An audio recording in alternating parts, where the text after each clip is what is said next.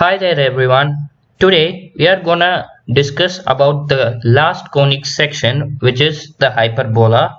While compared with other conic sections, this is a pretty easy chapter.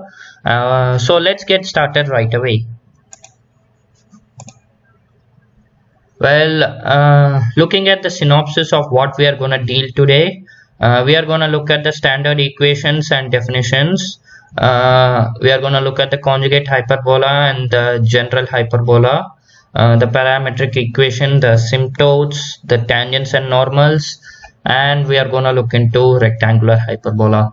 So let's get started with the standard equation and the definitions. A hyperbola is defined as a conic whose eccentricity is greater than unity.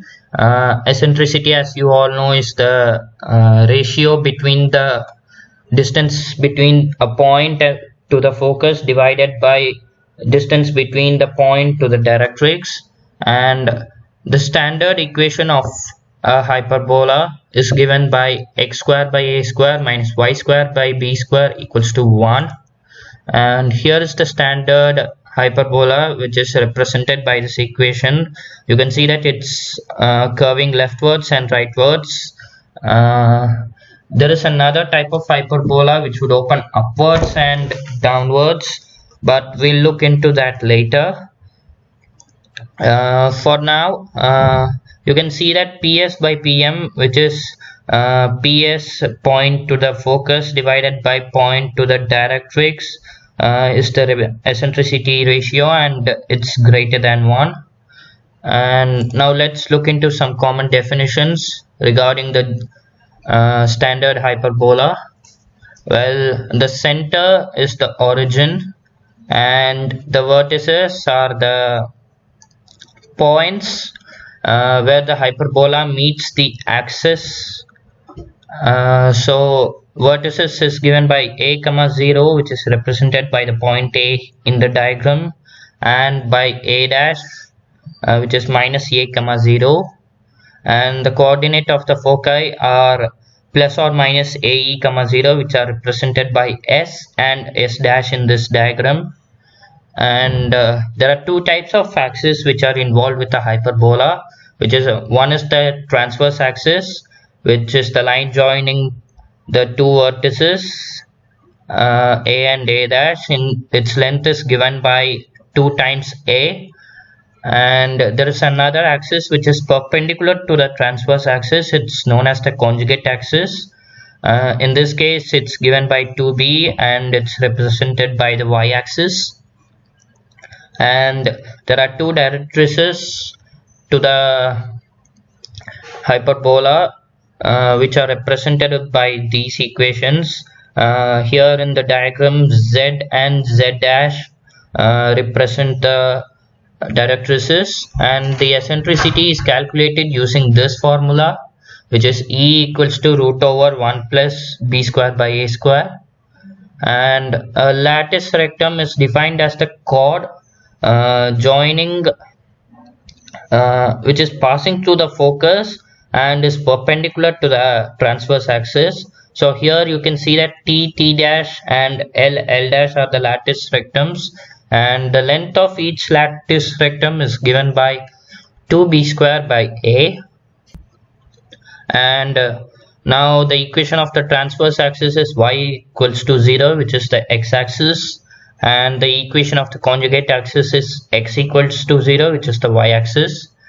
So these are the basic definitions which one needs to be familiar so that we can proceed.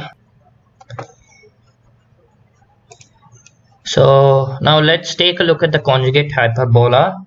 Conjugate hyperbola, unlike the standard hyperbola, opens upwards and downwards, and its equation is represented by x square by a minus x square by a square plus y square by b square equals to 1.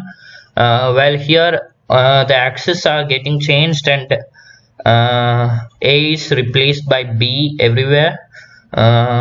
That's how you can calculate the common definitions which are related to the conjugate hyperbola. So yeah, just replace x with y in the standard hyperbola, and you will a with b. Then you will get all the corresponding definitions, like the center. There is no change since x and y are both 0, and coordinates of vertices a comma 0, this gets changed to 0 comma b and 0 comma minus b, since you are replacing x with y and a with b, and all the other terms just follow the same suit. And one more thing to notice, if E1 and E2 are the eccentricities of the hyperbola and its conjugate, then 1 by E1 square plus 1 by E2 square equals to 1. This is an important property which may be asked in a few questions. Well, let's take a look at a general hyperbola with center h comma k.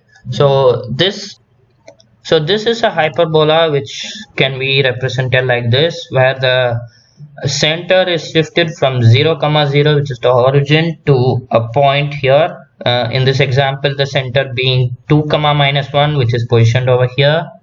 And this equation of the horizontal hyperbola with this center is represented by x minus h whole square by a square minus y minus k whole square by b square equals to 1.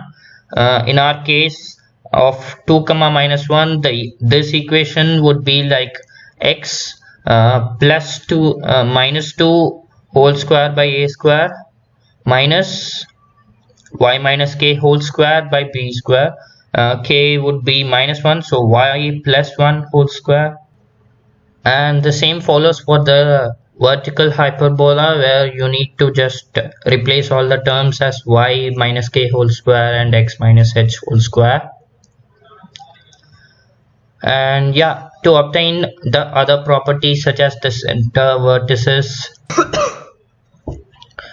so we need to replace x with x minus h and y with y minus k. So next, these are the shifted hyperbolas, and then the related terms represented here.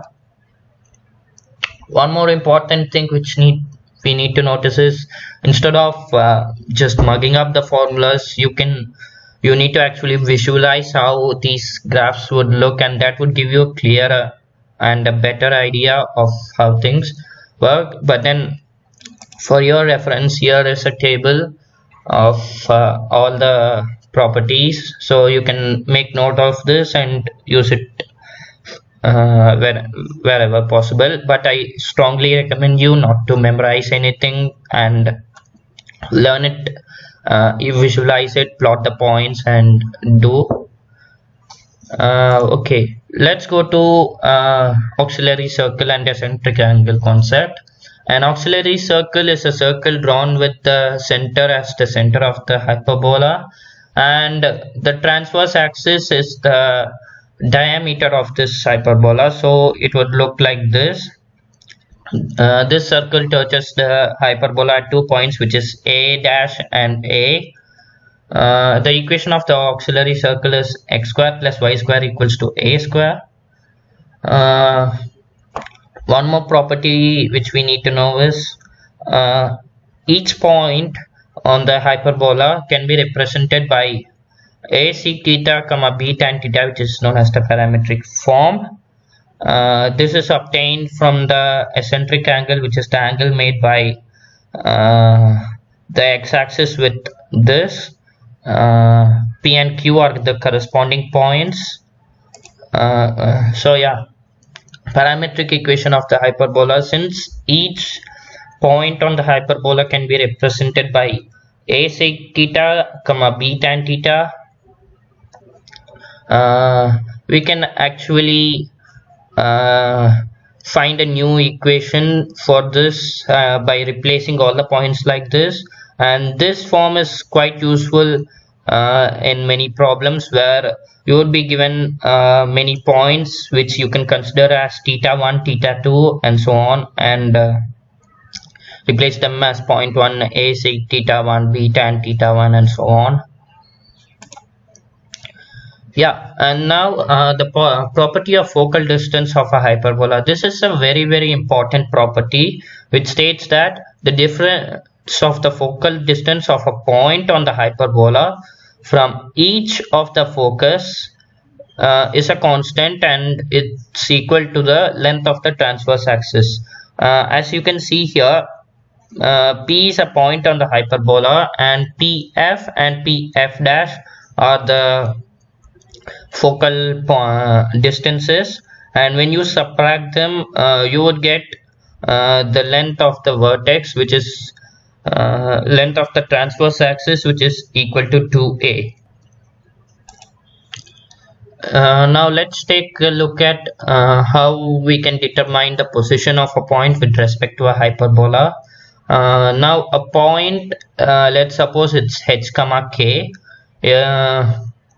According to the equation h square by a square minus k square by b square minus 1, whether it's greater than or 0 or equal to 0 or less than 0, the point lies inside, on the circle, on the hyperbola, or inside the hyperbola accordingly, as you can see here. And now let's take a look at the concept of asymptotes. This is a very important concept. An asymptote is a straight line which touches the hyperbola at infinity points. You can otherwise say asymptotes as the straight lines which are tangents to the curve at infinity. Well, and one more important property is the equation of the hyperbola and pair of straight lines which make up the asymptotes differ by a constant. You might have learnt about straight lines or also conic sections, and they differ by only a constant from the hyperbola. So suppose x square minus x square by a square plus y square by b square equals to 1 is the equation of this hyperbola. Then minus x square by a square plus y square by b square equals to 0 is the equation of the asymptotes, and you can clearly see that only the one constant is replaced by 0, and so only the equations differ by a constant.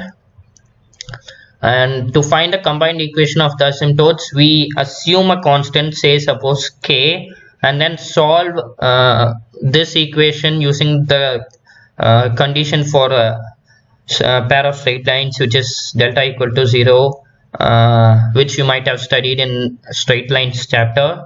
And another property is angle between the asymptotes is given by this equation.